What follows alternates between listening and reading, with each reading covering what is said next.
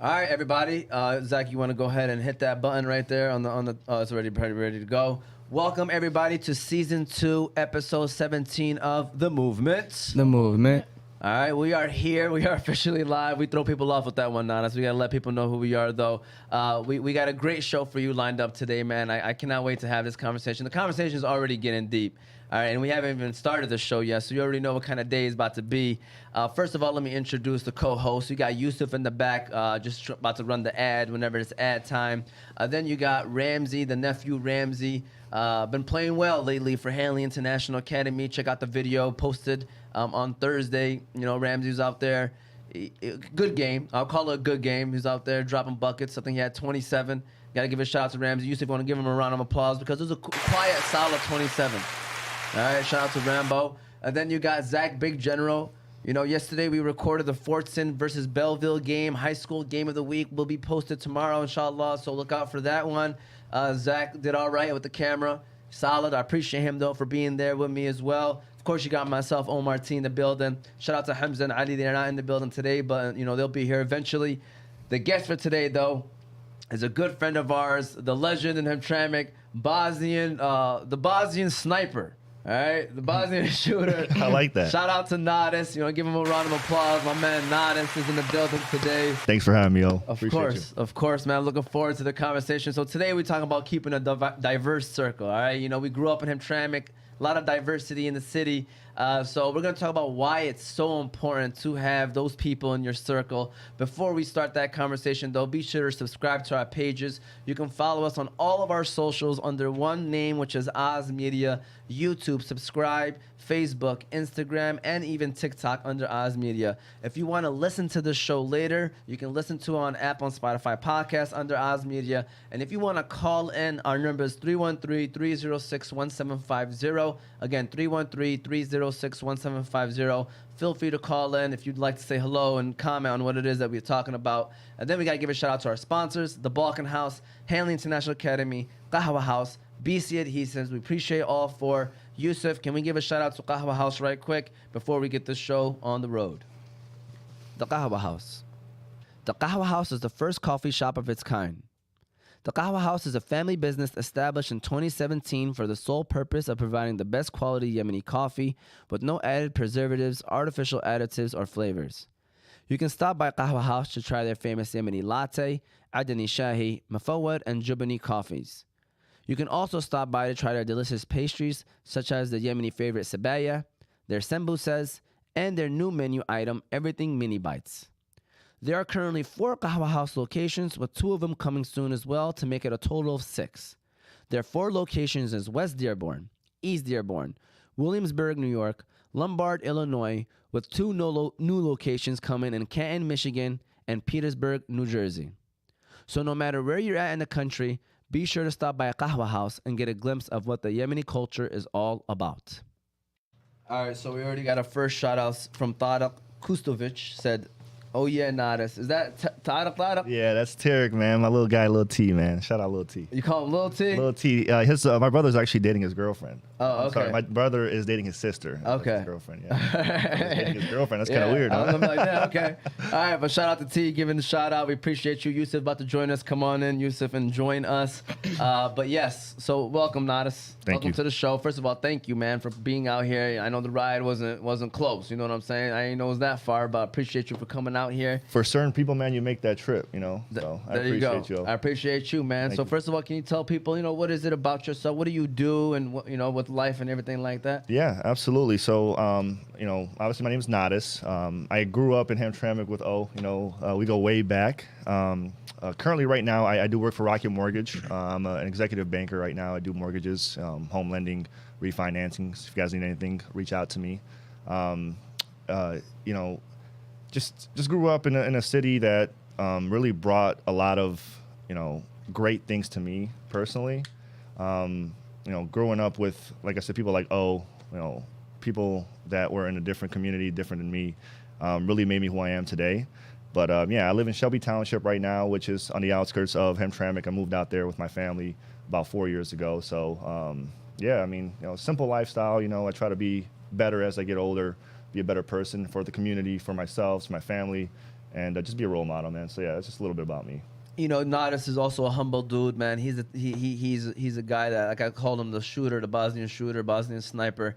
You know, played ball for high school, Hamtramck High School. He was just telling, averaged 26 his senior year. Played D2 ball as well, collegiately. So, you know, he has that track record of being an athlete as well. So shout out to my man Nadis. Appreciate that. Doing his thing out here, man. And of course we got Yusuf. What's up, Yusuf, man? I don't think we've had you on the mic for a long time. How you been, bro? I've been good, man. You know, I'm happy to be on the show with the great guests we have, and I'm ready to hear some advice and things like that. They come here for their advice, Nadis, by the way. Zach, you know, what's up? How you been? Everything good? Yeah, you know, same thing as Yusuf said. You know. Ready for a good day? Yes, sir. Ramsey? I'm good.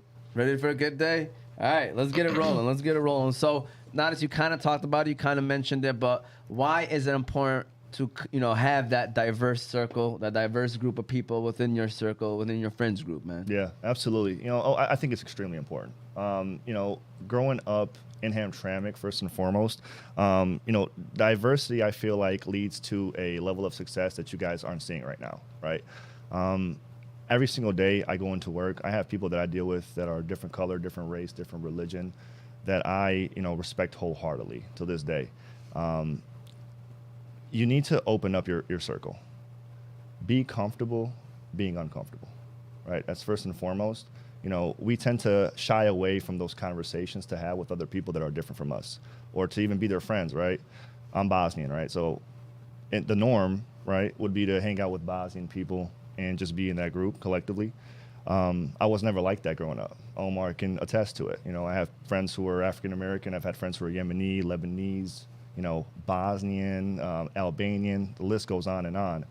But Thankful for Hamtramck for allowing us to not even have to go far Amen. away to have that friends group, man. Yeah. Because it's a blessing, man. People don't understand. Like, you know, we can understand so many different parts of the world just because of our city. Absolutely. You know, there's people that have to go on Google to find out what this country is about and stuff like that. Like, we got a chance to experience it, man. I just wanted to make 100%. sure I threw that out there too, man. 100%. Yeah, I was going to mention, like, you know, if you guys didn't know this, you know, I did some research also. Hamtramck is the most diverse city in Michigan. Over 20-some ethnicities in Hamtramck. Absolutely. Absolutely. And, you know, arguably it could be the most diverse city in the country. I haven't looked at that statistic yet, but I agree is. with you, man. I really sit there and reflect, like, man, we have to be one of the most diverse cities in the country. You have to be, you know, and, you know, that's, you know, we grew up in the city, you know, and you don't realize that. You don't realize that blessing that you guys actually have to not be ignorant, you know, because, you know, ignorance to me is in a sense, it's not knowing. It's not knowing. And we're blessed to know other people who are different than us. And it's in your backyard. It's right next door to you. How close is a Hamtramck house to a different Hamtramck house? Too close for some people. Too close for some people, right? Catches on fire, probably catch that second house on fire too, God forbid. But, you know, I grew up with Omar. You know, Omar was 2 years older than me. We used to walk to school together sometimes, you know, and, you know, those things I remember. High school, you know, just learning words, learning cultural things, learning things that I personally go into a day-to-day that other people might not know. You know, they're like, hey, how do I come up to a Yemeni person and greet them and their family? How do I, you know, not enough people ought to know that you can't shake a Muslim woman's hand, right? You can't go up and say, give her a hug and or shake her hand like you may with other cultures. That's a thing that you have to know and understand, because it's a respect thing at the end of the day, right? And not knowing it, it's okay, but it's also an excuse, because you have to be able to sit back and be like, okay, this person's different than me. I know they're different than I am. How do I approach that situation and make myself feel comfortable, open, and also respectful at the end of the day? Like, those three things, if you do that, you're never going to offend anybody, and always be comfortable. And you just have that conversation with them. Listen, man, I love what you're saying, and I love the perspective that you took it with just basic human interaction. Because when I got the question, I kind of took it as growing as an entrepreneur or a business, or, you know, just as a worker, an employer. You know, when you, let's say your person that you're working for is Muslim or Arabic, and he introduces you to his family, and you say, you know, you do that. Like, how much respect does he have for you now that you know that culturally that you know, that's something that what they do. You know what I'm Absolutely. saying? Absolutely. Networking. Like I always tell these guys, for example, like just this is a minor example, but just you know, look at our gold sponsors. Okay, you got BC Adhesives, American, Wisconsin family. You know, you got I don't even can't even see what's next to BC. The Balkan House, Bosnian European. You know, you got Kahwa House, which is Yemeni, and then you got Hanley, another American based company. Like, you know, 1 out of our 4 of my gold sponsors are not Yemeni, who I am. You know, like the support that you can get, the networking that you can have, that you limit yourself when you are ignorant. And I love what you said, man. Ignorant is just not knowing. That's what it comes down to, realistically. Like people say, oh, they're ignorant, and people get offended. Really, what it is just it's not knowing, not being educated on something, you know. And so it is your duty to kind of educate yourself, especially when you're an adult. You know, young kids, they could be ignorant because it's just what they've been taught. But when you're an adult, you know that you can get out there and get educated on certain things, man. And so, like, having that relationship with people, you know, with that and within your circle, growing, you know, learning from them. You know, we're going to tell stories later on, too. Like, I'm looking forward to that stuff. But, like, you know, I'm happy that you brought the human aspect of it because I was thinking of it more of like the, you know, business, entrepreneur aspect of it. And this is just many ways of how it can benefit you. Absolutely, You know? 100%. And you know, you hit the nail on the head. You know, business too. You know, business too. It's very important. You know, I in my career, in my lifetime, I've been very successful. I'm not to knock my horn, but toot my own horn, but I've been very successful with what I've been able to accomplish. And that's because I come into a room and I treat every man the same exact way. You know, utmost respect.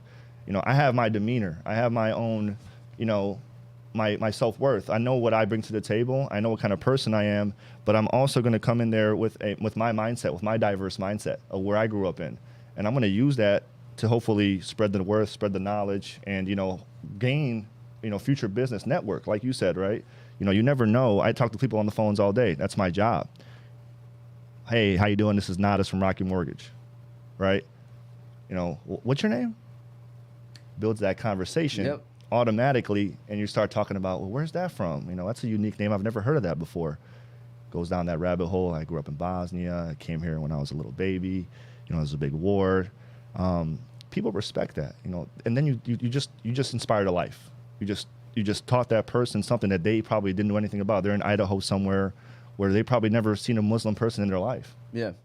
You know, it's a small thing, but it's bigger than what it really is, honestly. Bigger than what we probably can even know. Yes. You know, right in front of us. It's not right there in front of us, but it's there. Absolutely. You know what I'm saying? Absolutely. What are your thoughts, Yusuf? You want to chime in right quick? You know, importance of having a circle and stuff like that. I mean, what are your thoughts on that? Like, you want to... Yeah, I could say definitely it's very, very, I want to say it's a blessing that we did go to Hamtramck, where, you know, very diverse, like you guys said. It just, you know, I never really took it for granted because, you know, I'm in Hamtramck the whole time. And like you guys said, people don't have that experience. And I'm just happy that I was a part of it, really. Yeah. These guys' lives are still young, so obviously they can't really see how the benefits of it. Probably more and more as they get older, they'll realize the benefits of it. Zach, you want to comment on that? Yeah, I think it's very important, especially going to schools with, you know, all these different people. I feel like, you know, as like right now, like kids, we don't think about it as like they're different. They're just we're doing the same school, you know. Just like, I'll talk to this person how I talk to this person. You know what I'm saying? Like it's not like a different thing to us, and because I feel like that's how we was raised in the German, and that's how we. You know what I'm saying? No, for sure. I agree. And that's the best part about it is that it's normal. It's so normal there that like, you know, and it's crazy to me because, you know, you'll hear, you know, even growing up, we've had fights. It was, you know, ethnicity fights. It happened. Yeah. People fought. But believe it or not, I think it could have been way worse, bro. Jeez. Like it could have been to the point where like, you know, a whole background might just leave and not want to come. Like it could have been bad, and I think we dealt with it. We grew with each other. We accepted it. Obviously, with every change is going to be, you know, people trying to stand and you know still keep their grounds. But I think it's impressive. Like you said, it's normal. It's normal. It's 100%. Everything's normal, you know. Omar, you said it perfectly there. You know, it could have been a lot worse. I mean, I tell people all the time, and I give them those experiences. You know, walking out of lunch to go to seat lunch or to go into like junior and senior, because I was a basketball player, so I would always sit with the older group because the lunches would be separated. Yeah. I'll never forget junior year walking out, man, and seeing like the controversies and the fights were just like, oh my God, having police officers. Even though you have those differences and those arguments and those clashes, there was always that respect. Yeah. It's always that respect. For sure. For sure. Ramsey, what are your thoughts? You want to chime in right quick? I feel like it's important to be cool with everybody. Cause like you never know when you're gonna meet them again. For sure. Love For that. sure. I love that. My uncle Eddie told me, man, he was like, listen, you don't have to be friends with everybody. This was when I was going to get into high school, and I still remember it. One of my favorite advices.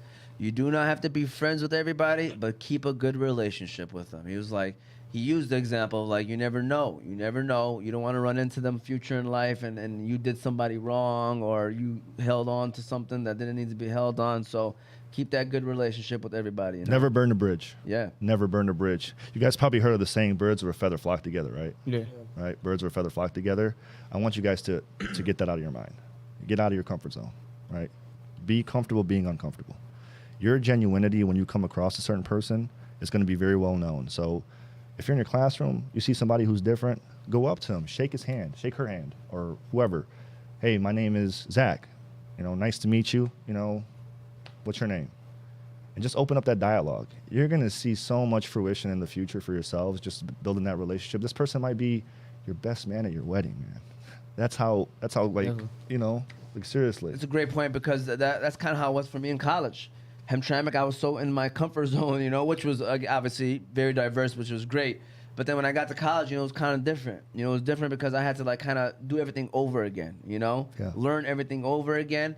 And I met some of my best friends, man. Like till this day, I probably talk to them more than I talk to anybody else because of the fact, one, they have the mindset of life that I like and respect. That's Absolutely. First of all. A lot of people still have the stay-at-home mindset. These guys are growing, trying to grow in life. But, two, because the relationships that we built, opening up, saying hello, this is who I am. I grew up with Americans in college. I'm going to be honest with you. Like, I lived with them, and, they wanted to learn more about me, and I wanted to learn their lifestyle. Because, what's funny is that in Hamtramck, we had so much diversity, but we really didn't have Americans. Yeah. No, we didn't, yeah. You know Absolutely. what I'm saying? Yeah. So, like, I learned the American way more than what I learned probably the 18 years I was living in Hamtramck, or in Hamtramck, Detroit. And then going in college, I learned the American way because I seen, the way that their style was. Isn't that crazy, yo? Yeah, for sure. Like, I realized that in college. I was like, man, like, this is, Yeah. this Same is what here. it is. This is what it is, man. So, we kind of talking about it and mentioning these stories. And feel free to jump into a situation that, story in the past, because I know we were kind of chiming in about some of the stuff, man. Funny thing about Nadis is when he said we grew up together, I remember days where he was still in elementary school. He had a coach that used to coach us in baseball, so asked us to come help out with basketball. So we used to come out and help out in basketball. And, Nadis at a young age always had a shot. Yeah. Always was a shooter, you know what I'm saying? That's all I could do, man. No, all-around player now, but... so seeing him grow and stuff like that, man. Like, and by the way, the friends that I was with was an African American, and it was like another Bosnian. We used to go there and help out. Like, it was just, it's great. And honestly, I think we take it for granted of how normal things like that were, and still are kind of till this day. I think O's bringing up the Jason days, how when we had Coach Jason. As oh my God, that guy, I don't know where he's at right now, but he probably made me love basketball. To be honest with you, Yeah. it's a great coach, great coach. He was a good baseball coach too. Yeah, absolutely. And I think I was in 9 years old, I believe it was, when I started playing basketball at Dickinson West, and my house was right around the corner. Now Kniff Liberty, by the way, that's where Dickinson West. That building, it used to be, well, Kniff Liberty is now that building, but that used to be Dickinson right West. there across the firefighter place? Yeah, right there. That was So- my old elementary yeah. school. Yeah, Dickinson West is now the portables of Kosciuszko. Yes, that I know. Yeah. My brother actually went there too. Okay. When they first originally transferred over there, so Okay. that's pretty cool. Yeah. But I remember walking, down the street, right around the corner after school, 9 years old. My dad was at work, working, trying to make a living here. We weren't very rich growing up. Obviously, everybody can attest to that. It was a tough for time. sure. We came here migrated as refugees, and I'll never forget. By myself, man, backpack on, basketball in my backpack, and walk in, have that little side gym open. Jason would be there. It was like man, you still remember and cherish those days. 9 years old, man. 9 years old, you remember that? And that's like what made, I remember crying, like losing to, so competitive. Like, he would make you so competitive that you would want to win, and he would motivate you, always there, always so good. Oh, he's still a great basketball player. But he was older than me, 2 years older, and these guys were older, Vincent and these other guys.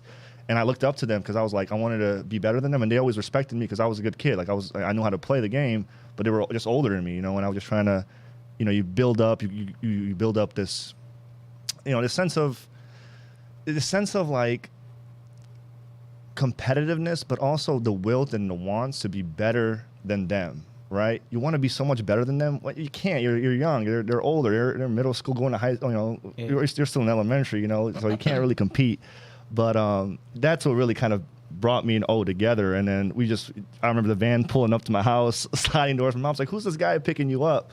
And it was a car full of, it was black, M&E, It was like, where's this guy taking my son? Shout out to Wesley, by the way, too. Wesley, Shout out to Wes, man. Yeah. Shout out to Wes. But Great yeah, guy. we would always be together and, go out there and just have fun, man. Just play. Go out to the ballpark. Go up somewhere in the suburbs, like open, and just play. Just have fun. And, I wish you guys could have that nowadays. Like the kids growing up nowadays, it's that iPad and those technologies. To be honest with you, Goodness man, you gracious. can't even trust kids to walk around the corner, man. Yeah, that too, man. It's weird, man. Like, I mean, I hope kids still do walk around the corner every now and then because it's like you gotta man them up sometimes, Right. But I see why parents don't. It's weird out here these days, man. Yeah. But we still go outside though.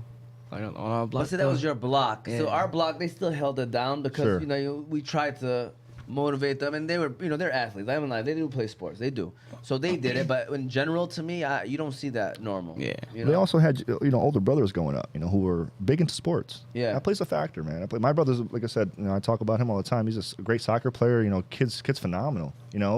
But the thing is, nowadays, if you're a single kid growing up, first child, that parent is so focused on working, making good money, or focused on their careers.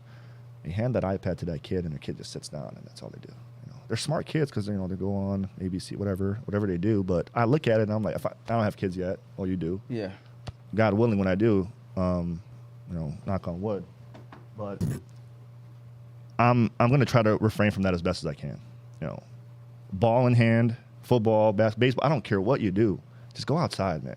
Go outside. Be somebody. Go get your hands, or scrape your legs. Have some fun. That's a lost art, man. And it's another thing that, I'm sure people realize that, but I'm seeing it more and more nowadays that it's kind of going away. Yeah, for sure, man. And trust me, that's conversations that we can have. Yeah. Because it's something that it's scary to me too, because I keep saying that we're starting to finally see the iPad age group kids become adults, because I feel like your brother's generation, his generation, and stuff like that, where now they're starting to get into the adult world, and it's like, we'll see what happens. We don't have statistics yet because it's just entering the adult world. Yeah. So we have to wait like another 10, 15 years to see like how does this really Work and change. affect us. Yeah, and affect us. You know what I'm saying?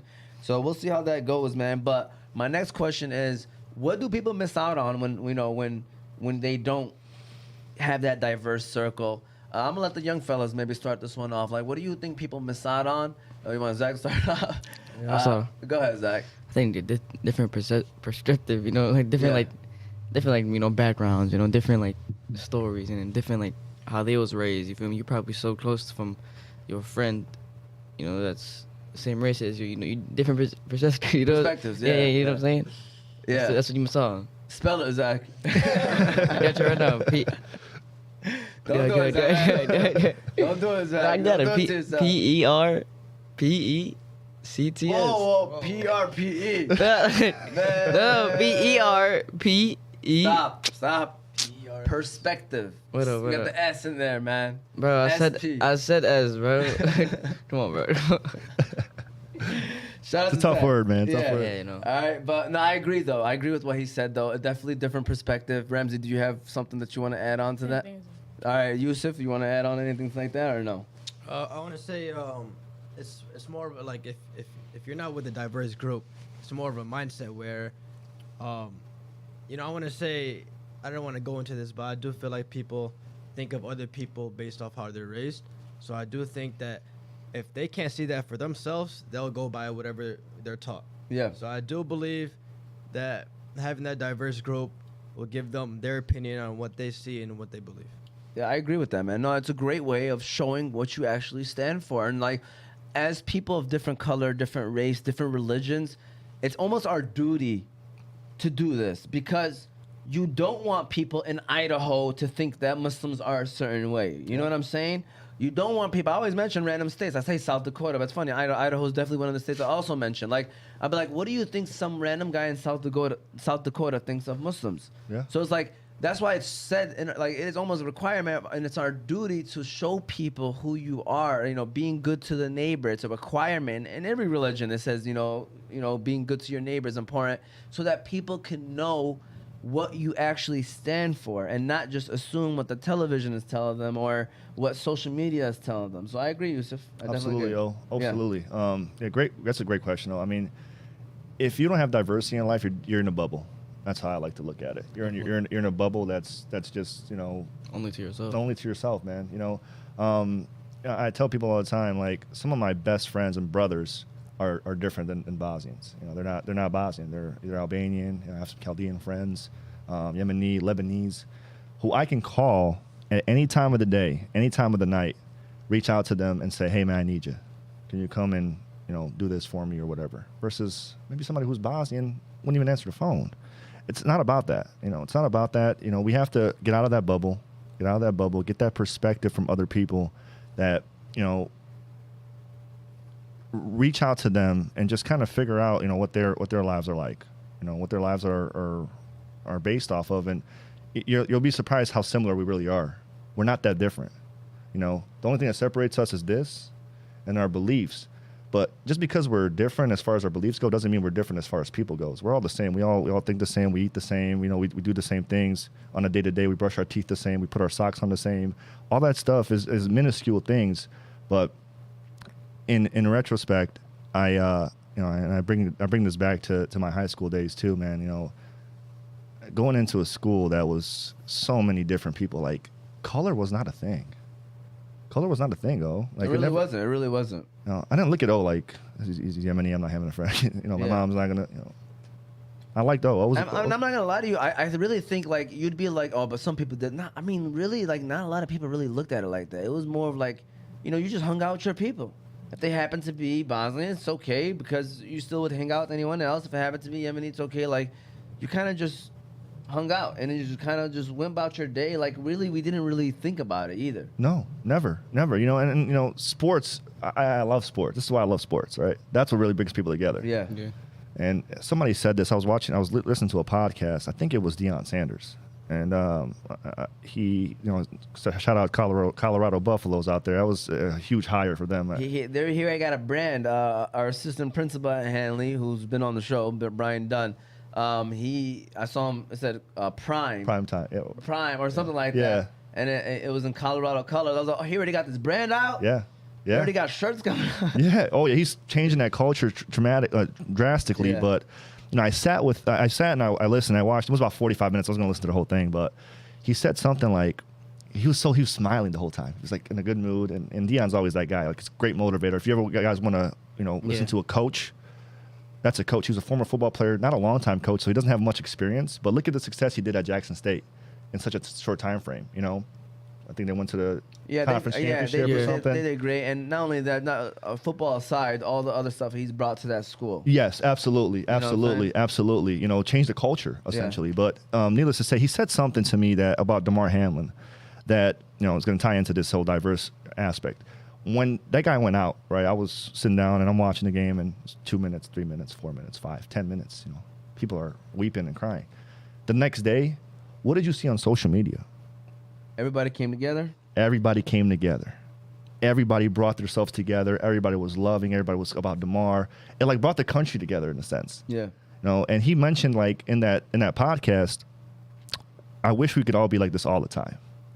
Like, not separate ourselves because of different, you know, religions, cultures, races. You know, we're all the same.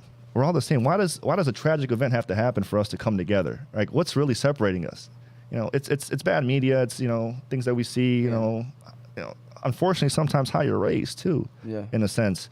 But like I said, for you guys, the younger generation, and I tell my brother this all the time, and he has a lot of different friends. And I love that. He still drives from Shelby to Hamtramck to hang out with his Hamtramck friends, which I have a lot of respect for. You know, like that's just, you know, That's it's good. a character to him. Some people leave the hood, they go to the suburbs, they forget where they came from. I'm not like that either. You know, I always say I'm from Hamtramck. Yeah. Hamtramck will always be dear to me because that's who I am today. And I don't think I'm a pretty bad guy. What do you think? You're a great guy. Thanks, man. I Great appreciate guy. it. Yeah. But, you know, it speaks numbers for itself because, you know, obviously hard work and all that other stuff plays a big factor with it. But always stay true to your roots. Always stay true to where you came from. Stay true to your family. Stay true to who you are. And don't ever change. I don't care if you live in an $8 million house in West Bloomfield, Michigan or Birmingham. Always remember that you came from Hamtramck. That's why you're in West Bloomfield. That's why you're, you know, rich or successful or you graduated with a doctorate degree. It's because of Hamtramck. There's so many lawyers. Like, you know, Amina, my cousin, she just recently got married. She's a lawyer, Michigan State grad. You know, Hamtramck. Abraham Ayash. I just want to mention to him because I saw him on the podcast last time and I was actually, you know, I was watching it. Did you graduate with Abe? Yeah. Same year. Abe was our, I think, valedictorian. There you go. Wow. Same year. School president. 29 years old. He was the guy. He was that guy before he's even that guy. I tell people like he was always going to be this guy. Like it was written, you know. Me and Abe got a funny story. Go ahead. You want to? Oh my is God. it appropriate though? Yeah. Okay. It's appropriate, but I look back at it now and I just laugh now. Like it's just things that kids do. Well, we had a junior. What's it called? What did we do when we went to the Float. Yeah, like those floats when we went to the homecoming Yeah, yeah, games. yeah. You remember that? I don't know if you remember that, but my dad had a red truck. Okay. And our motto was red. Like we had red, seniors were blue and green and whatever it was. Sophomores were yellow. Like we had these colors. So and they're like, anybody have a red truck that we can like tie the tow hitch on? And Abe was the president and stuff. And I didn't really get involved. Like they were hitching it on and somebody was standing on it and it like popped the hitch up and it scraped my dad's car. Oh man. So I'm like yelling at Abe. I'm like, hey man, like who's gonna pay for this? All this. And I actually saw Abe at the mosque when it was Ramadan last time. And I shook his hand and I'm like, you know, we just kind of just talked a little bit. I'm like, You still gonna pay for that? no, Mrs. Horn paid for that. Really? She gave me a check because she was like our school, whatever it was. But you know, we look back, we laugh on it now. But you know, those kind of things, you know, it happens, you know. But it brought us like not together, but you know. It was a mistake that happened. You know, I was a kid. I didn't have money to pay for it. And I was like, how was it going to get fixed? Something so small and minuscule that I look back and I'm embarrassed on to even like, Yeah. you know, but he's like, I would have done the same thing. Yeah. No, trust shout me, out to Abe, though. You know man. how it is. You know how it is with the daddies, man. You know how it be. Oh, man. He You didn't even know that I even took the truck. That was probably a great conversation later on. Dad, if you're watching, I'm sorry, but I fixed it. All right. What I wanted to say about what do you miss out on, it's very simple for me, and I say you miss out on fun. Okay, then I'm gonna say this because I can't tell you like how much it has shaped the way I think and like how much fun I've had growing up with Bosnians, African Americans, and Hamtramck High School. We had so much fun with each other, Polish people, Rafal. You know, I remember Rafal was our guy. Tarek was our guy. Like. You know, we used to call them our white boys. I'm not gonna lie. Like that was, you know, we used to hang out 24/7 with them. Eldon, all these guys, Wesley. You know, so these guys, all the different people, Vincent. You know, Meach. I brought up a story about Meach. I feel like a couple shows ago was a running back. Actually, it was one when I did with Gubin and all of them. You know, Meach was the running back on our high school. Me and him, when football season, we was like best friends. You know what I'm saying? Like, Absolutely. you know how sports bring you together. You miss out on fun, but what I also want to say is this, like, when you meet diverse people, you're interested about, obviously, where they're from and stuff, and they tell you about it, and then you kind of want to travel. Like, I'm a big travel person. Even though I haven't traveled much yet, I'm trying to get my life together and stuff like that, but my goal is to travel a lot because I love travel. I love seeing different places, and when you're so confined to one certain thinking and one certain place, you don't even think about like leaving the city in a way. Like, man, I know people that have never left Hamtramck or never left Dearborn or Detroit. You know what I'm saying? And it's like there's so much to the world out there. Like that's why do you think, you know, Allah, God blesses us with this beautiful world. It's for us to like explore and see and to learn, you know, and to learn. And to me, it's like when you're missing out on fun, and when you don't get that diverse group, when you don't open your mind up to that diversity, and there's so much out there in this world. Like if there's one thing I want to tell anybody out there, it's explore, whatever that means to you. If it's reading about it, if it's learning about it, if it's knocking on your neighbor's door and learning about them and how they grew up, man, explore, traveling, because it's I think that's what life is all about ultimately, you know? Like when you make money and you do all that, yeah, you want to give back, but like what are you actually doing with what you have? Are you actually enjoying it? Or are you just saving up for an inevitable day that might not, you know what I'm saying? Like what are, you know, so enjoy it, you know? Explain.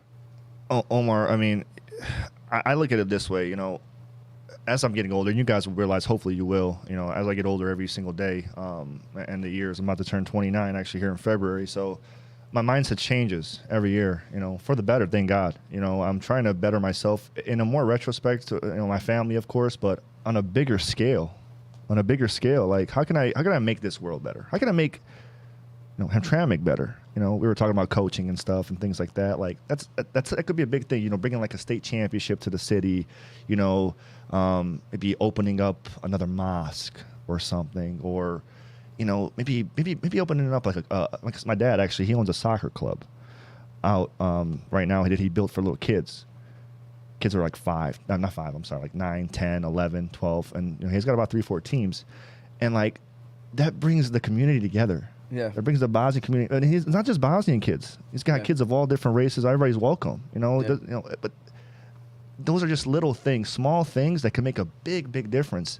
And you know, obviously Omar, I have a lot of respect for him. Almighty, this guy, you know, has, you know, done a lot of. I mean, look at this. You know, this is amazing. Like not a lot of people can do this. You know, just to be very honest with you, this is not easy. You know, as much as you make it look easy, it's not. But this could, you know, this platform that you've created, you know, inspiring people, you know, just making a difference in the world, you know, making a difference in Hamtramck. Some kids watching this might wake up the next day and have a different perspective. You know, we can talk for 2 hours. Yeah. If 5 minutes you guys hear one thing that I say or Omar says, you know, you guys have it every day. You guys, that's your big brother. You guys should always be listening to him. But, you know, when we really have a serious conversation, when we sit down and we actually have that man-to-man conversation, and you actually like really listen, not just wait to be heard, but listen. Just listen to what we have to say, and then wake up and be like, man, like what did he mean by that? You know, what did he mean? And I always do that to myself. Like, what did that person really mean by that? Not just what they said. Like they could have said it in their own way where it might have not sounded good, because it doesn't always have to sound good. Yeah. Right? It doesn't always have to sound like perfect and peachy. You might stutter a little bit here and there, but what's the message? You know? So that's just kind of how I. So one new thing that my sister told me, which I thought was a great idea, because I used to pull clips out of the videos, you know, the YouTube videos, which, you know, I don't know why when you pull a clip out of YouTube, you screen record, like the whatever call drops a little bit, you know, the viewing of it drops a little bit. So she was like, why don't you take out your phone and start recording? I wish I was recording you on that phone, so I could use that as a clip. Appreciate but that. I'm going to use your motivation, so I hope you got some motivation at the end. That's the clip I was planning on using, but I wish I was ready with what you just said, man. Kind of might need you to repeat that, man. I got you. I'll try my best, man. I don't know if I can one up that one. I know. That was a good one, man. That was a good one, man. So let's go with memories. Let's go with memories now. Most memorable story that you may have had with someone from a different background than you. Before y'all get that ready, start thinking about that. I want to give a shout out to the second sponsor, which is the Balkan House Restaurant. Since we do have a guy that's Bosnian on the show today. Shout out Balkan House. We gotta give a shout out to the Balkan House, famous for their doner kebab sandwich. But did you also know that the Balkan House now serves breakfast? Did you also know that 100% of their food is halal? The Balkan House also now have 2 food trucks. So you can book your next party or event with the Balkan House on wheels. You know, they have 2 locations, one in Hamtramck, one in Ferndale. Like I mentioned, they have 2 food trucks. The number for their food truck is 313-262-6234. If you're looking for a nice place to eat with friendly service and great prices, look no further than the Balkan House Restaurant. We recently just had the Balkan House commercial. It was funny. We had a good time doing that one, too. Shout out to Juma. Shout out to Hassan. Shout out to all the workers over there at the Balkan House. Great people, man. That alone, like I could sit here and have a whole show about how much I appreciate the Balkan House, and a perfect example of why keeping a diverse friends group is important. Like all of my sponsors, man, like these great people, like they don't hesitate to help, like, and because they don't see you for your color of your skin. They don't see you for anything other than what are you doing, and is it, like you said, for the community, are you helping? And they don't hesitate to help. And like, you got to build those relationships with people. Obviously, they have to somewhat know you and what you stand for, but ultimately, like, how much like these people have inspired me. Like I tell them all the time, I was like, you guys being so open and happy to help makes me want to wake up every day and make sure that I'm getting this done. You know what I'm saying? Like, it's literally, they probably maybe feel like that I'm doing that for them, and they're really doing it for me too. So appreciate them. Kind of went on a tangent, but I just want to let them know. Anytime I get a chance to, I always try to give a shout out to the sponsors, because you know how we appreciate them, all right? So memory, you smiling. I know Yusuf, I don't think Yusuf started yet. Yusuf, what's a memory that you might have with maybe your friends? You know, Yusuf went to Ham High up until his like junior year, I believe, and then went to Cass Tech. So, you know, he had a couple different kind of groups, you know? Yeah, that's when COVID happened. Oh, sophomore year. I'm sorry, sophomore year, COVID happened. So sophomore year was his sophomore year. That year, man, it was I crazy. believe it, yeah. Wow. But Yusuf, favorite memory?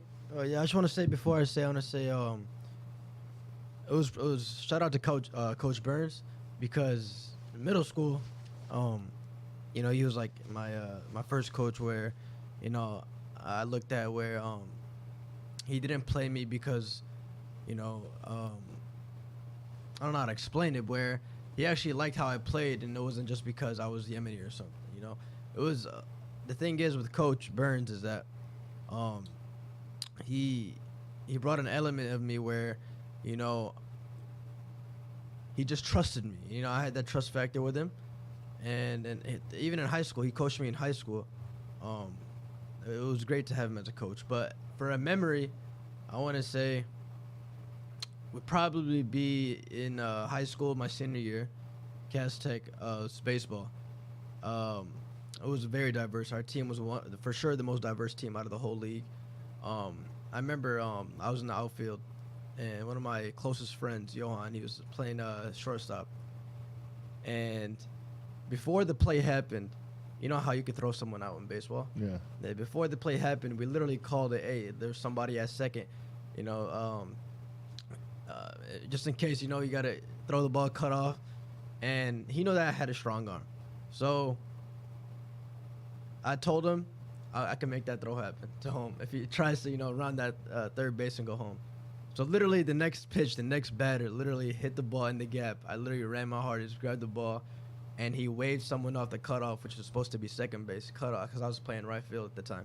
Waved him off, threw him at home, man, and then Got him out? Got him out, of course, and then ran back to him, you know, huge jump celebration. Like, Is that game winner? not game winner, but it was the end of an inning. It was a huge clutch. Yeah, clutch those inning. those throwouts to me are like one of the most best ways of getting somebody out. Don't you agree? In baseball, Yeah. I think baseball throwing somebody out from like the outfield is like, because you know shortstop. I mean, snagging a ball, like diving for a ball, getting in, throwing it to first base is obviously great too. Yeah. But I think throwing somebody out is like, because it doesn't happen as much. Shortstops make plays. You know, infield they get a lot of the balls most of the time.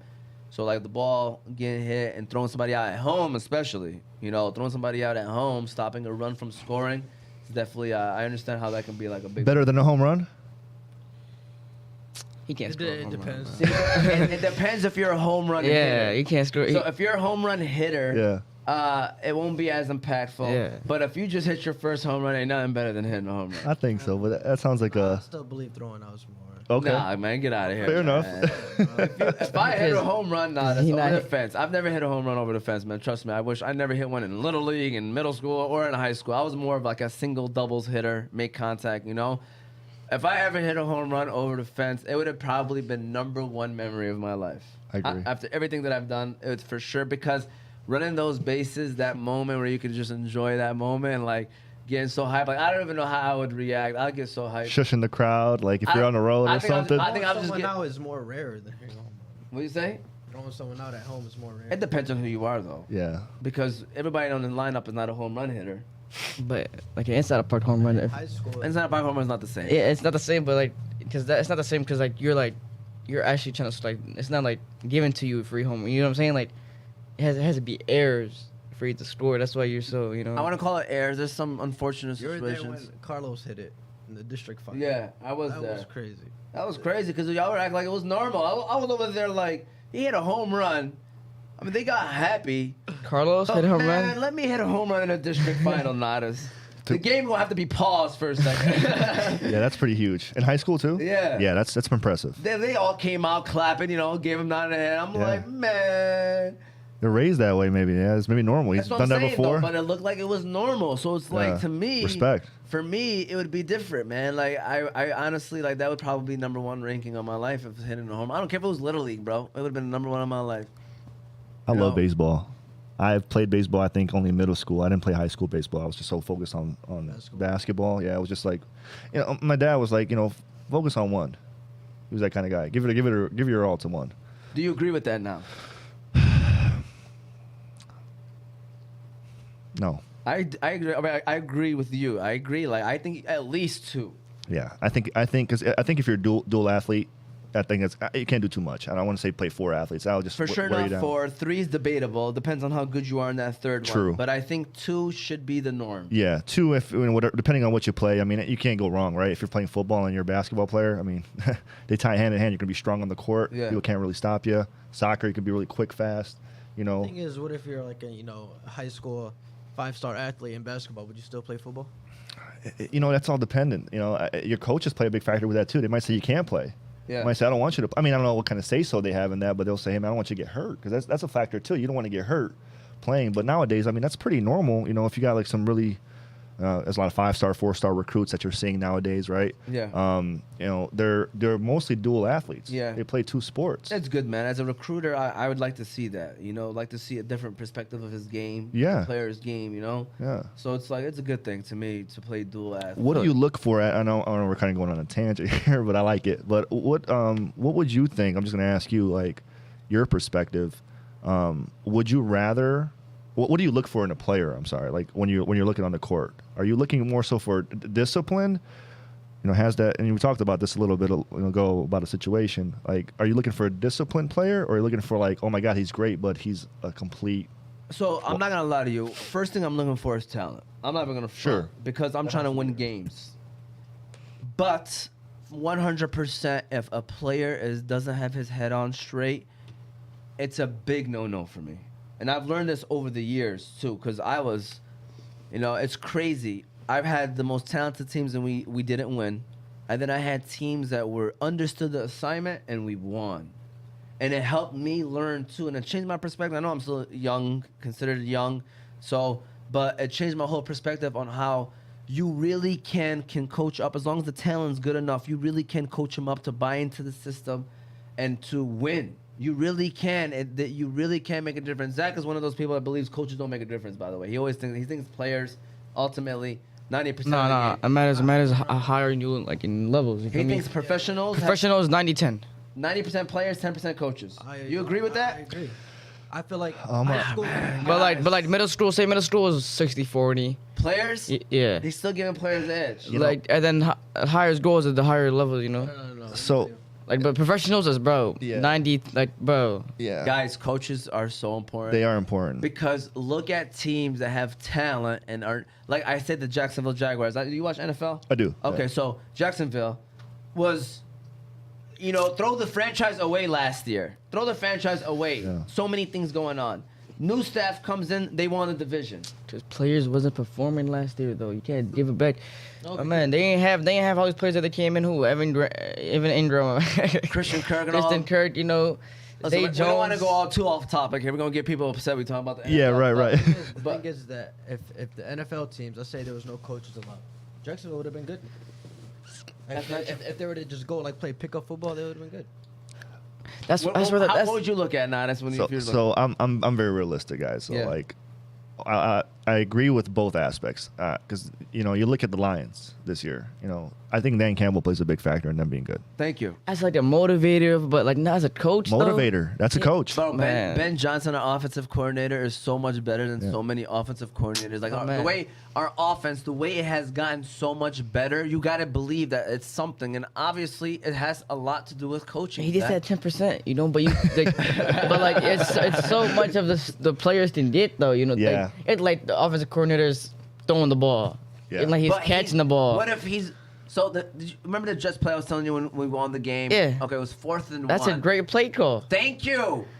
Jared Goff literally just had to do this. Ramsey My could man. have done that. Okay, but who's And the, you know how Ramsey be doing you know the linemen? They Hey, linemen. Ramsey, we won a flag football championship with Ramsey at quarterback. I'm just being sarcastic. Is this the one that did 25 and 30? 25? He's back. He's having a couple $20 get 20 points. Yeah, he's. Humble. I like that. He's like, yeah, whatever. You know, I did that. Good for you, man. Hey, how's practice on Friday? I know Coach Burns is going off on y'all. Yeah, like people were messing up a lot. I'm not gonna lie. Yeah, this was after a win, but it was an ugly win. I know Coach Burns wasn't too happy. But go ahead, Zach. What are you saying, man? I don't want to go too far off, like I said, man, because we do want to stay on topic. But I Sure. just want to quickly ask you what you asked me. How would you evaluate a recruit or a player? Yeah, I would recruit him. I would actually do exactly as you said, right? You have to be talented, right? Because you're not going to win games with somebody who's not good. Yeah. Right. Either. So, but I agree with Omar here. You have to have that culture and that discipline. You know, how many 5-stars do you really see right now transferring in transfer portals in football and in basketball? They're 5 stars, right? 5 stars. That's they're coming out of high school. They're supposed to be this God-given talent. Coaches don't want them. They're a cancer. They're a cancer to the team. They're not helping the team win. They can be good. They might come in, show up late. You show up late to practice. You're a bad teammate. I say a bad teammate. You're not lifting them up. You're talking. You're better than him, right? I'm better than you. And every day I come to practice and I know I'm better than you, and I just keep putting you down. There's ways, like in NBA, Kobe Bryant used to do that at practice, and I used to watch a lot of his, you probably saw that clip. You guys are soft like Charmin. You guys aren't doing anything for me here. I mean, that's the NBA, right? You at that point, you gotta be a man. You're there for a reason. Figure it out. You get paid. You're getting Nah, paid. It's not even about that, bro. I don't like that, bro. It was Kobe though. Like there's certain people. I'm not gonna lie to you. Even if I was a player, I'm not gonna lie to you. I would not say anything. Yeah, I'm saying something. I'm expecting that. Yeah, I'm not, if I'm not good, I'm not. I'm gonna try to make you better, but I gotta relate to you different, and I gotta relate to him different. If I'm a leader, if I'm a good player, because that might make you. You're gonna help me win, and I'm gonna make you win. If you're like to me, like not sound like you talking to me like that, you're having a bad day. Your head's down. You're worrying the team, and the coach is like this player, I can make him a 4-year. In his 4th year, he's gonna be somebody great here, right? Just because you're better now, you might leave to the NBA next year. You're a cancer to my team. So I look at it like, okay, you got to be talented. Why do you think Michigan is sorry, Omar, but Michigan is so successful? Because we recruit a lot of 3-star players. If you notice, like the recruiting portals, they're culture players. They come in there, they listen, they put their heads down, they get to work, and they develop over time, right?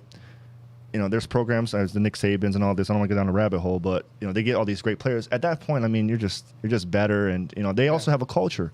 But there's other programs, like for example, I'm going to bring up one: Texas A&M. Texas, yeah, great recruits, 5 stars, 4 stars, all coming in. What do they do every year? 8-3, mediocre year. 9. Like, no, it's not good in college football, unfortunately. Yeah. So I look at it that aspect, and I'd rather have 5 guys who are 3 stars and 5 guys who are 5 stars who don't listen to me, who just think they're the greatest. Yeah. Are you coachable? Are you coachable? That's Absolutely. the biggest question. Absolutely. Are you coachable? And if the answer is yes, then come on board. We can join our team, and let's do that. All right. I don't think you had shared your memory. Most memorable moment. Wow. Thought about this one. It doesn't have to be a moment. Like for me, I don't really have a moment. I think it's just growing up. Growing up with the people that I grew up with, man. Just My Omar was actually in college. okay. In college, I went to U of M Dearborn, played college ball there, and my first year I went to Bosnia. I was recruited. I already had a trip planned, so I wasn't there for the off season. But I was redshirting that year anyway. Like I was skinny. Like I wasn't ready for that. I was a good player, but it's a different level when you got size and stuff. These are just stronger, better than you. You just can't compete. Just how it is. So I worked on that year to get my game better, learn the game, learn the flow and practice, and just kind of work on myself. So we had a team trip, a team outing when we went up north. For all of you guys who aren't in Michigan, up north is anywhere 3 hours north of Detroit for me. That's what I consider up north. But Yeah, everybody does. yeah, right. So needless to say, we went out there. It was a team bonding trip. We get there. It was 6 cabins, six people to a cabin, or 5 people to a cabin. I don't recall. And our phones got taken away. Our coach took our phones, and It smacks his lips. right. He ain't gonna take my phone. So phones got put away, and we went in, and you're forced to just learn in these cabins. You're sleeping there. It's cold. It's 40 degrees outside. It was September, and I was in a room with 3 other African American guys, and one of the team members on my team, his name was Khalil. He was the only other Muslim on our team. It was just me and him. So going up there, I'm like, dude, like, what are we gonna eat, man? Like, I want to eat. Like, they're probably gonna eat bacon. I don't want to eat bacon. I want to, eggs. Like, how are we gonna, But they cater to us. Like, our coaches were not ignorant. They understand they had 2 Muslim players, and they made sure that we had a separate, like, if you guys don't want to eat this, we got this for you. Like, that was just a small thing. But needless to say, the next day it was a kayak trip or canoe trip. It was a team bonding. It was one of the most rigorous things I've ever did in my life. It was both mental, physical, and team bonding. Like, it was a very structured thing. I would do that for How deep was the water? It got up to 20, 30 feet. Yeah. Oh, really? It got up to it, but there was some shallow areas where it was like 2, 3 feet, up to like your legs. Yeah. But there were some places where, if you flipped your canoe over, which was very like Likely. which happened to me while I did that. So like the whole thing, and the water was frigid. It was cold. So like the whole key was not to get in the water. So we started. I was with my buddy Brandon Kennedy, and like I said, guys, all of my teammates, like, and that's why I say, if you guys get to play JUCO or any kind of college sports, diversify yourselves with your teammates, and just kind of learn, about them, and because these people are probably going to be very successful people in the future. For example, my teammates, there's 4 pharmacists on our team. We have people who own real estate. One of my basketball players who actually worked at Rocket. Doctors, like people who are successful. These are my brothers. Like that bond will forever be with us. Like we hit each other up. Hey man, let's go play. Let's go run a game. Like whatever. We're all like 30, 31, 28. But we still get together. We still got some game left in us.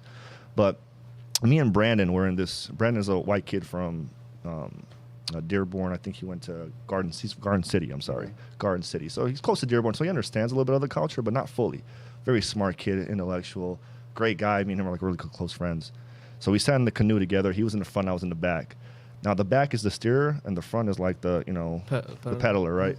So like I was just steering, and I first time ever canoeing, I didn't know what I was doing. I put the life vest on, like and the whole trip, and that's why I always bring this up is like, get out of your comfort zone. Get out of your comfort zone. It's be comfortable being uncomfortable, right?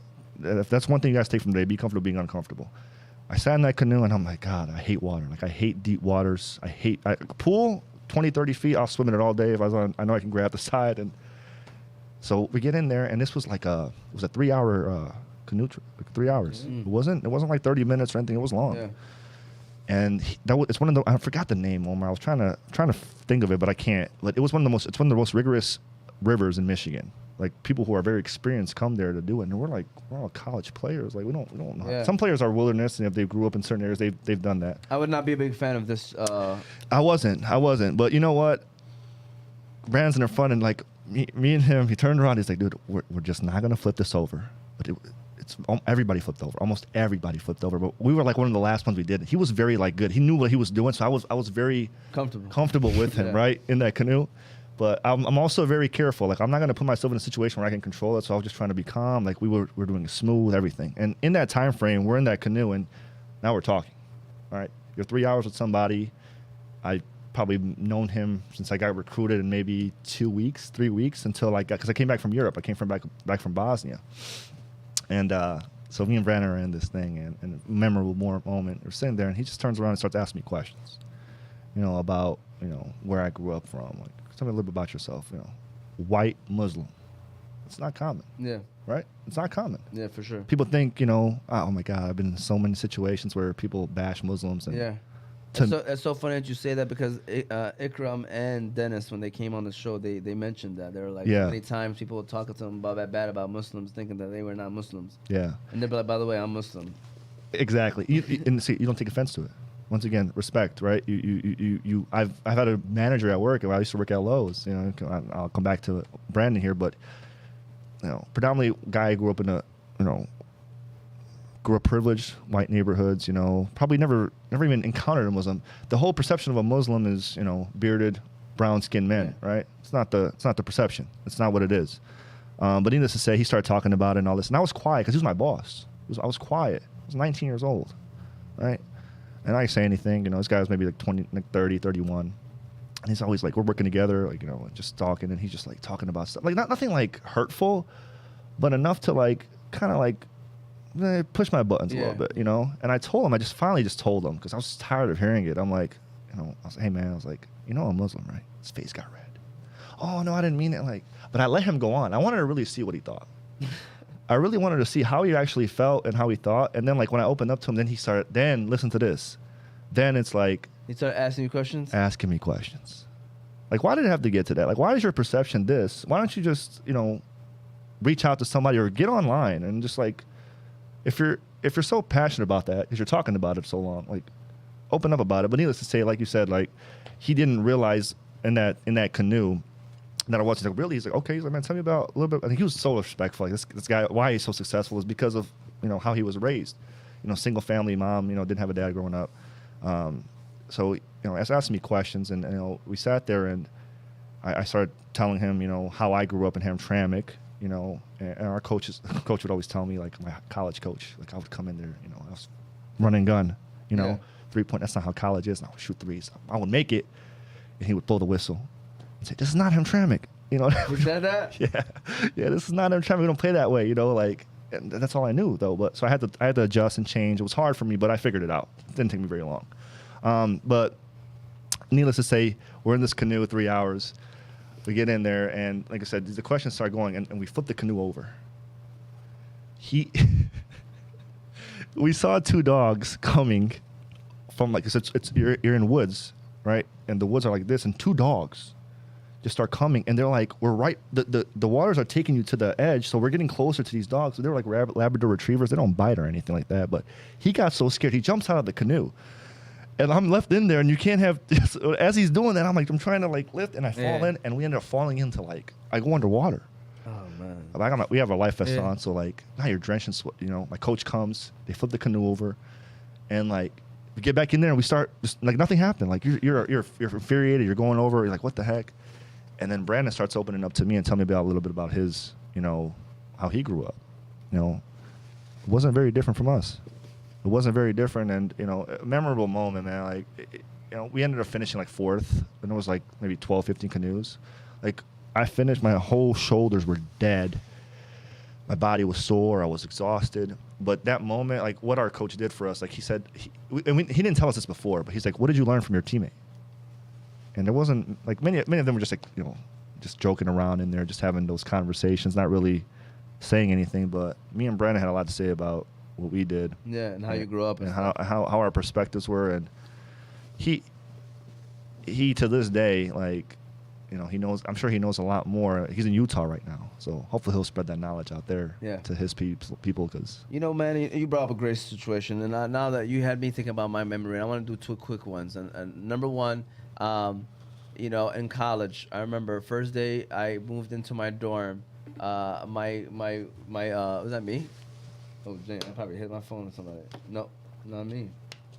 I went in my dorm, and my roommate walks in, and he had a Confederate flag in his whatever, his one of his bags or whatever you want to call it. Okay, and I was like, oh damn, it's gonna be interesting. Okay, and we were respect. Always show respect. I don't care what you are, who you are. I always be respectful. So over time, obviously, he got to know me, and then he started asking questions. Like, this is October now. We're getting to know each other. I got really close with my, people that are on the floor. Those were the people I ended up living with. My roommate and I, we had an okay relationship. You know what I'm saying?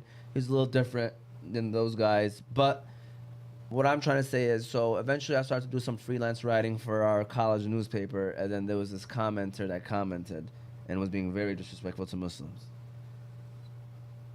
And then he tells me that, so I go back to my dorm. He's like, "Hey, did you see that comment under whatever call?" I was like, "Yeah." I was like, "It's no big deal. I mean, it's what's expected." I told him. I was like, it's good. It comes with it. He was like, "No." Now, this is in January now, so like he's known me for like 4 or 5 months. All right. He's like, "It's bull crap."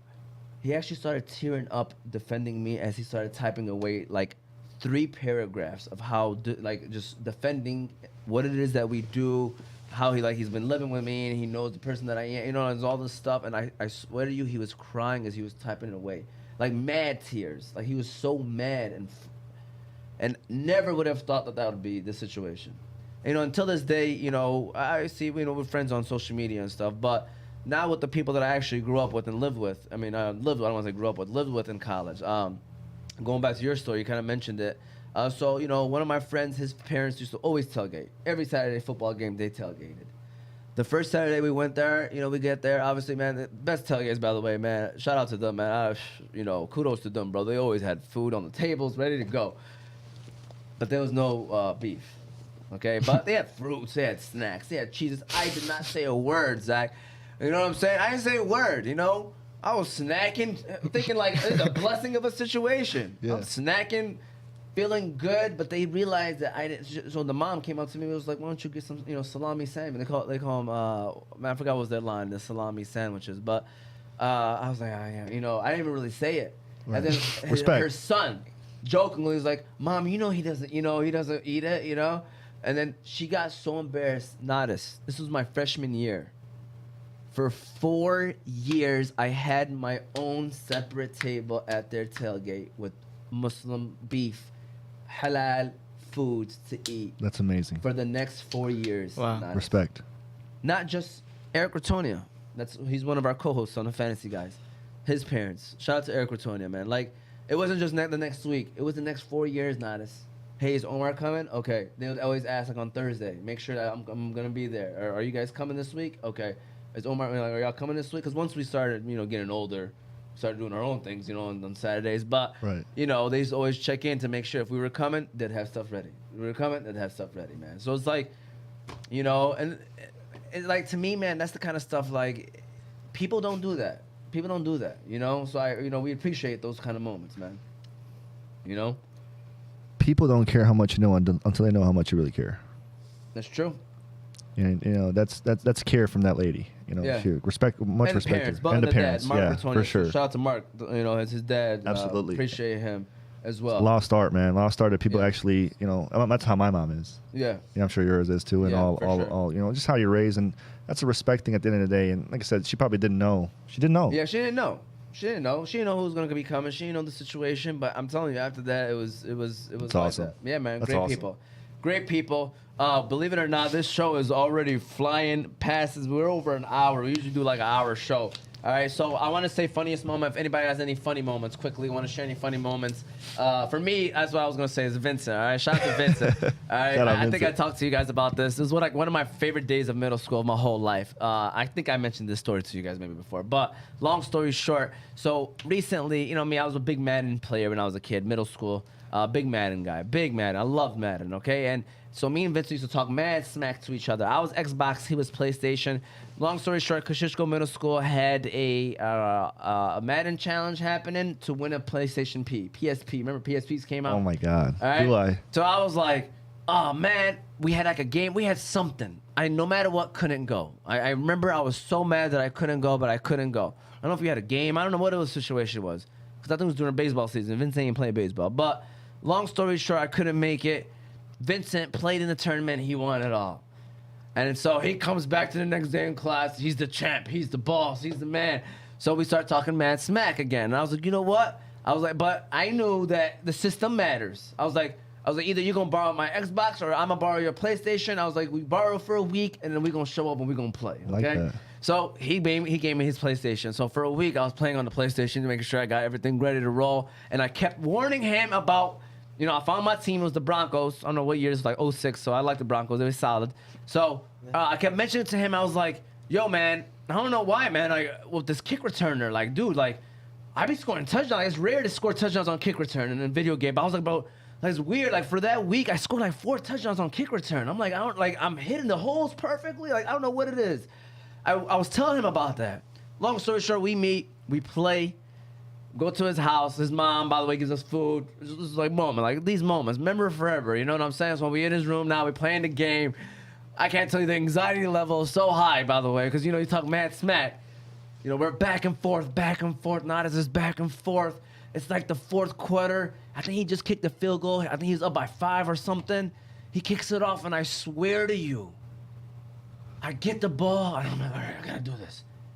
I bust the hole open, Nadis, and I score on a kickoff return touchdown. Oh my God. I'm going crazy. I couldn't believe it. Like, it didn't even hit me until I actually had the ball and I'm running, and I'm like, oh shit, like I gotta score. Like I could maybe score here, because it was a rough game. It was in one of those nasty field goal games. Like we were kicking field goals. Yeah, he's a good player too, he's right? A great player.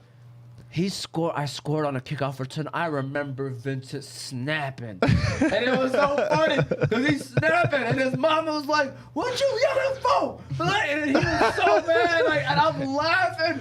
I'm going crazy in his room. Like, I'm silently screaming. And I remember Zendani was with me, by the way. Zendani. I'm smacking his head, getting hype with him.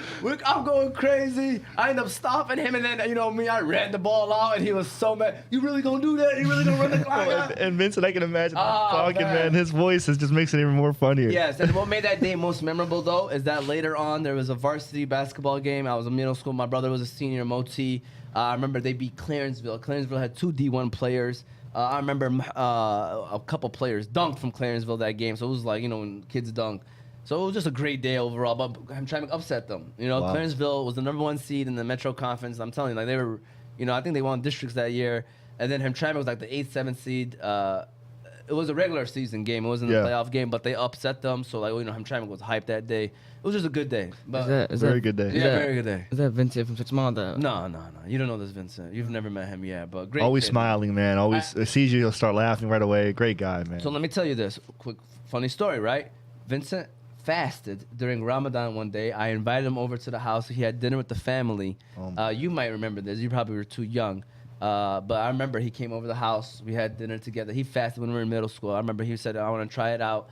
And he fasted, man. He fasted the whole day. I remember he fasted the whole day. Came to the house and we broke our fast together and stuff like that. Who would do that? Do you guys know anybody that would do that? What, fast? Well, that's not Muslim. Middle school, by the way. Yeah, not so middle really school. Ramsey. You should ask Ramsey because in high school, kids are, you know, they know that fasting's like good for their health nowadays. So like, people might look into it. But middle schoolers, think about that. Like, he was in middle school and I remember some. Diversity. no, I do. they would not fast the whole day. Problem is, like, you don't know what they're doing after school though. Yeah. You know, they drinking water. They're for sure drinking I water. never know, but Yeah, they might not eat, but they might drink some water or bro. something. That's That's for not. sure. That's for sure, man. So. That's awesome. That's a great story. Yeah, man. Hope you guys enjoyed the show so far. I mean, you know, I know people are watching and we're going to eventually watch, man. It's been a great conversation, but we do want to keep it rolling, all right? And now is the questions game, Nadis. This is where the competitiveness that you talked about, all these guys are competitive over here, all right? Uh-oh. It gets serious around here. So what happens is I ask a question that these guys have no idea about, but it's what we talked about here, all right? And you have to hit the buzzer, Nadis. That's the clear. He put the water bottle down. You better be ready. Look at Yusuf acting like he calm right now, man. Yusuf, Put the button closer to me. so, long story short, you hit the buzzer, you get the answer wrong, it's minus point. You get it right, it's a +1. They do keep score. I believe Zach and Ali are in the lead now, if I'm correct, 3-2.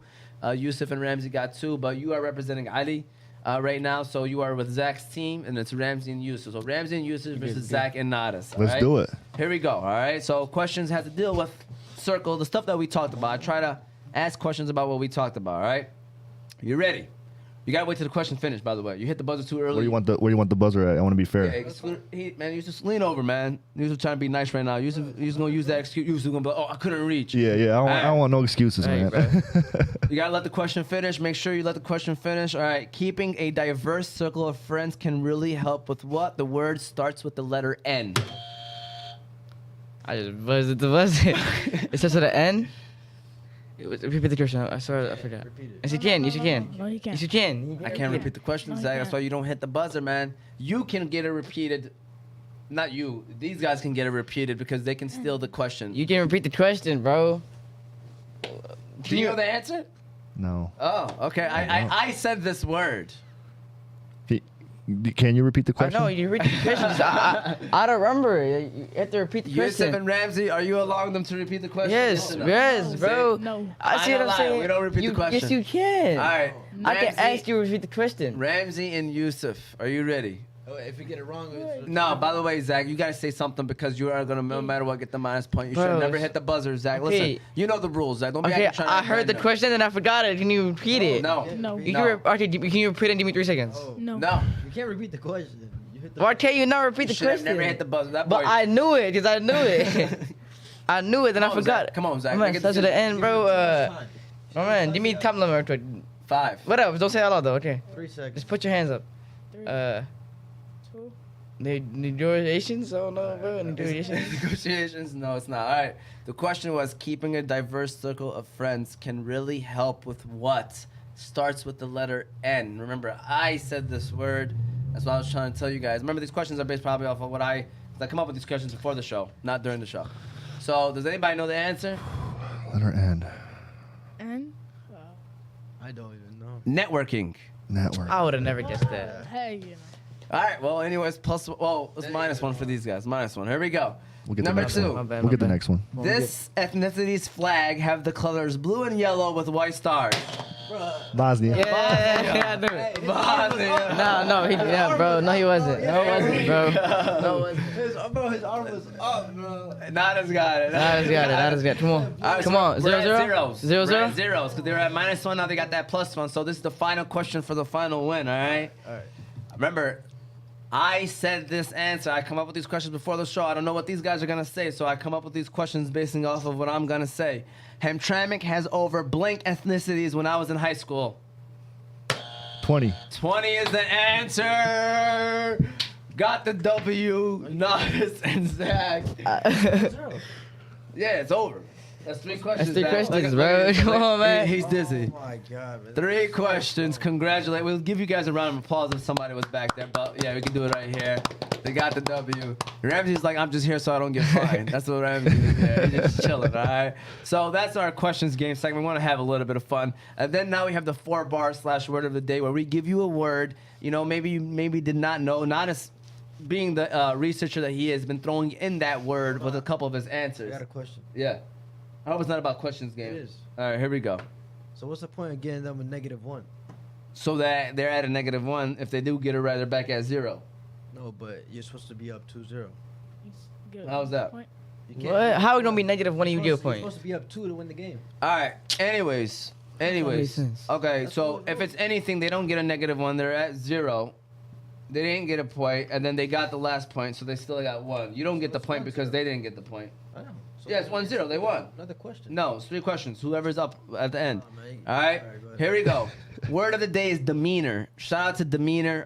The word is demeanor, refers to a person's behavior towards other people. It is usually used in singular, so basically it's someone's demeanor, a specific person's. So that is the word of the day. It looks like I don't think anybody has bars. So who wants to maybe put that word in a situation or a sentence? Does anybody want So demeanor? to get that going? Ramsey, do you have something right quick for us, Ramsey? Demeanor? You have a good demeanor. In what situation? Like when you're meeting someone. All right, you should have a good demeanor when you're meeting somebody. Zach? Yeah, like you should have every new person you meet should have like a good positive demeanor. Don't ever, before you even meet them, don't ever think negative about them. Because you don't know, You should always have a good demeanor in anything. You know what I'm saying? All right, Yusuf, you want to put that in a sentence or situation? Same thing with Zach said, man. He's mad he lost now. It's okay.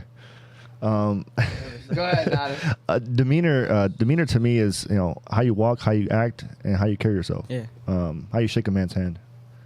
I like that one the most, honestly. Yeah. Look him dead in his eyes, shake his hand. That's a demeanor to me.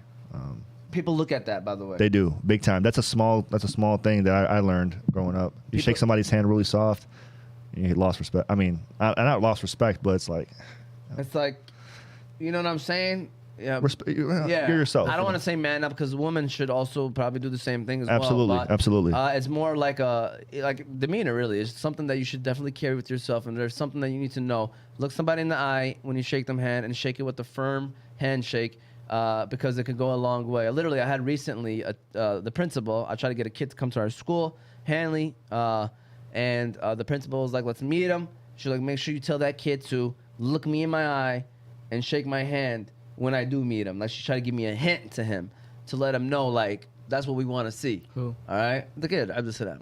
Yeah. So. All right, here we go. My 4 bars. You know me. I try to have some bars. I call them Dr. Seuss bars. All right, Dr. Seuss bars. Here we go. All right. Some of you young bucks need to change your demeanor. Rocking around like some little babies, Justin Bieber. Ooh. Y'all think no one is watching, but everyone sees what you do. The way you carry yourself says a lot about you. So make sure you walk with confidence and be stern when you speak. And don't ever let anyone take your kindness as a way of being weak. Simple. I love that. That was amazing. Vocals not there. That was amazing. What'd you say? Vocals was The not vocals there. were not there. The Bieber was perfect. There you go. We're trying to have a little bit of fun. with that. And believe it or not, we are now Weekend Motivation Nadis. Gonna record that. Before we do that, though, just want to say, how can you follow us? Subscribe to our page, YouTube, Oz Media. You can follow us on our socials, Facebook, Instagram, and TikTok under Oz Media. You can listen to the show later on Apple and Spotify podcast under Oz Media. You can call us, future reference, future shows, 313-306-1750. Shout out to our sponsors. Yusuf, if you want to go ahead and get ready to close out the show as well. Shout out to our sponsors, the Balkan House, Hanley International Academy, Kahwa House, and BC Adhesives. We really do appreciate all four of those sponsors. Really want to give them those shout outs as well. So like I said, we end the show with some weekend motivation. Shout out to Nadis. I'm going to go ahead and get this camera ready for you, Nadis. Make sure we get this recorded as well. Waiting for Yusuf to go ahead. And then Nadis, leave us off with some weekend motivation. Tell us how we can inspire others for this weekend and for time to come. Yeah, I talked about this, when I originally came here, and I told O this. You guys, the way you carry yourselves every single day, the way you, respect others is going to go a long way. I always tell people, in my professional opinion, in my experiences, your motivation should come to a why, right? What is your why every single day when you wake up, right? Not every day is going to be easy. Not every day is going to be, the most, happy and peaceful and prosperous. But you always have to have a why on why you're doing what you're doing. If you want a goal, achieve that goal, chase it. You can do it. It's possible. You score 25, 30 points at a middle school age. I've never done that, and I played college ball. You could be the next best Yemeni player in the NBA. Little things like that that I, just little things. It's the details. So that's what really I think should motivate people to go further, for sure. Give that a round of applause, Yusuf. We appreciate that. Nadis, thank you so much for those amazing words. And first of all, thank you for a great show, man. Great show, great conversation. It was like we got a chance to catch up as well, man. Great guy right here, Nadis. And we appreciate you for coming on. This is what it's all about, honestly. I try to tell people, like, this is when my vision of doing everything was to have conversations with people, to bring back people that I grew up with and had conversations with back then, and to share and hopefully inspire. Thank you for having me. I appreciate it, man. It means a lot, for sure. Nope, great job, man. Keep up the great work. Any final comments you guys want to say, Zach and Ramsey? Great show, great guests, Thank you. We appreciate you for coming on and having a good time. Yep, for sure. Ramsey, thank you for for being here as well. All you guys, Ramsey, Yusuf, and Zach. Again, this was season 2, episode 17 of The Movement. The Movement. We were officially live, and I hope you enjoy this show. We'll be back again next week. We got another person. I believe it's Niggy going to be coming back next week. So he's coming in with another passionate young man who's hopefully going to be drilling these young individuals, young folks about life and talking to them more about the education side of things. So looking forward to that. Hope you guys enjoy it. Have a good one.